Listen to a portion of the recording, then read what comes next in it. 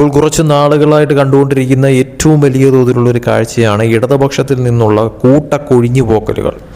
ഈ കൂട്ടക്കൊഴിഞ്ഞുപോക്കലുകളൊക്കെ തന്നെയും ചെന്നെത്തുന്നത് UDF-ലേക്കല്ല BJP-യിലേക്കാണ് എന്നുള്ള പ്രധാനപ്പെട്ട കാര്യവും വാസ്തവമായിട്ടുള്ളൊരു കാര്യം തന്നെയാണ്. അത് ഇടതുപക്ഷം തന്നെ സമ്മതിച്ചിട്ടുള്ള കാര്യം തന്നെയാണ്. സഖാക്കന്മാർ മുഴുവൻ ഇപ്പോൾ BJP-യിലേക്ക് ചേക്കേറുന്ന തരത്തിലോട്ട് കാര്യങ്ങൾ മാറുന്നു എന്നുള്ള കാര്യം. തീർച്ചയായിട്ടും ഈ ഒരു അവസ്ഥ വളരെ വലിയ തോതിൽ തന്നെ 2024 പാർലമെൻറ്റ് തിരഞ്ഞെടുപ്പ് കഴിഞ്ഞതിന് മുന്നും കഴിഞ്ഞതിന് ശേഷവും അതിനു മുന്നുമൊക്കെ തന്നെ സംഭവിച്ചുകൊണ്ടിരുന്ന ഒരു കാര്യമാണ്. അതിപ്പോഴും തുടർച്ചയായിട്ട് സംഭവിച്ചുകൊണ്ടേയിരിക്കുന്നു. ഇതിൽ ഏറ്റവും പ്രധാനപ്പെട്ട ഒരു കാര്യമെന്ന് പറയുന്നത് ഇതിൽ യുവാക്കൾ ഉൾപ്പെടെ, അതായത് ഇടതുപക്ഷത്തിലുള്ള യുവാക്കൾ ഉൾപ്പെടെ BJP-യിലേക്ക് എത്തുന്നു എന്നുള്ളതാണ്. അതിൽ ഏറ്റവും പ്രധാനപ്പെട്ട ഒരു കാര്യമെന്ന് പറയുന്നത് DYFI ചായ്വുള്ള അല്ലെങ്കിൽ DYFI ബന്ധമുള്ള CPM ബന്ധമുള്ള 9ഓളം കുടുംബങ്ങളാണ് ഒറ്റയടിക്ക് BJP പക്ഷത്തേക്ക് ചേർന്നിരിക്കുന്നത് തന്നെ. അതായത് ഈ പറയുന്ന തോതിൽ DYFI CPM ബന്ധം ഉപേക്ഷിച്ചുകൊണ്ട് കൂട്ടമായിട്ടാണ് ഈ 9 കുടുംബങ്ങളും ഇപ്പോൾ BJP-യിൽ ചേർന്നിരിക്കുന്ന തരത്തിലോട്ട് കാര്യങ്ങൾ മാറിയത്.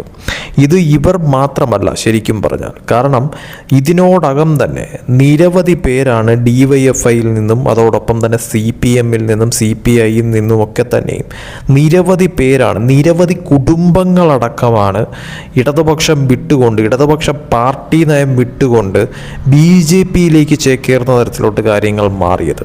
ഇവരൊക്കെ തന്നെയും ഈ പറയുന്ന തോതിൽ കോൺഗ്രസിലേക്ക് പോവാതെ BJP-യിലേക്ക് ചേരുന്ന തരത്തിലോട്ട് കാര്യങ്ങൾ മാറുന്നു എന്നുള്ളതും അത് ഹൈലൈറ്റ് ആയിട്ട് കാണേണ്ട ഒരു കാര്യം തന്നെയാണ്. തീർച്ചയായിട്ടും ഇത് ഇടതുപക്ഷത്തെ സംബന്ധിച്ചിടത്തോളം വളരെ വലിയൊരു തിരിച്ചടി തന്നെയാണ് എന്ന കാര്യത്തിൽ സംശയമില്ല. കാരണമെന്ന് പറയുന്നത് തെരഞ്ഞെടുപ്പിന് മുന്നേയും, നിയമസഭാ തെരഞ്ഞെടുപ്പിന് മുന്നേയും നിരവധി പേർ ഈ പറയുന്ന തോതിൽ BJP-യിലേക്കും അതോടൊപ്പം തന്നെ കോൺഗ്രസിലേക്കും ചേക്കേറി എന്നുള്ളത് വാസ്തവമായിട്ടുള്ളൊരു കാര്യം തന്നെയാണ്. അതിൽ തന്നെ പ്രവർത്തകർ, അതോടൊപ്പം തന്നെ ഇടതുപക്ഷ ചായ്വുള്ള കുടുംബങ്ങൾ, നേതാക്കൾ ഉൾപ്പെടെ നിരവധി പേർ. അതിൻ്റെ ഒരു റിസൾട്ട് എന്താണ് എന്നുള്ളത് തെരഞ്ഞെടുപ്പ് കഴിഞ്ഞപ്പോഴത്തേക്കും ഇടതുപക്ഷത്തിന് അത് അനുഭവിക്കേണ്ടിയും വന്നു. അതായത് ഭരണമുണ്ടായിരുന്ന ഇടതുപക്ഷം കനത്ത തോൽവി നേരിടേണ്ടി വരിക മാത്രമല്ല, പ്രതിപക്ഷത്തേക്ക് പോകുന്ന തരത്തിലോട്ട് കാര്യങ്ങൾ മാറുകയും ചെയ്തു. അതിൽ നിന്നും വ്യക്തമാണ് ഇടതുപക്ഷത്തിൽ വളരെ വലിയൊരു കൂട്ടക്കൊഴിച്ചിൽ സംഭവിച്ചുകൊണ്ടേയിരിക്കുന്നു എന്നുള്ളത്.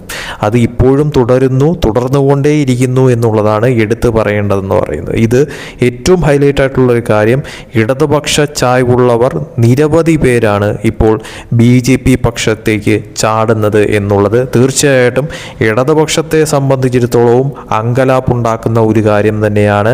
അത് ഇനി മുന്നോട്ട് പോകുമ്പോഴും ഈ ഒരു പോക്കാണെങ്കിൽ ഇനി എത്രയെത്ര പേരായിരിക്കും, എത്രയെത്ര കുടുംബങ്ങളായിരിക്കും, എത്രയെത്ര പ്രവർത്തകർ, എത്രയെത്ര നേതാക്കളായിരിക്കും ഇടതുപക്ഷം വിട്ടുകൊണ്ട് ഈ പറയുന്ന തോതിൽ CPI, CPM, DYFI ഒക്കെ വിട്ടുകൊണ്ട് BJP പാളയത്തിലേക്ക് ചേക്കേറാൻ പോകുന്നത് എന്നുള്ളത് വളരെയധികം നിർണായകമായിട്ടുള്ള ഒരു ചോദ്യം തന്നെയാണ് എന്ന കാര്യത്തിൽ യാതൊരു സംശയവുമില്ല.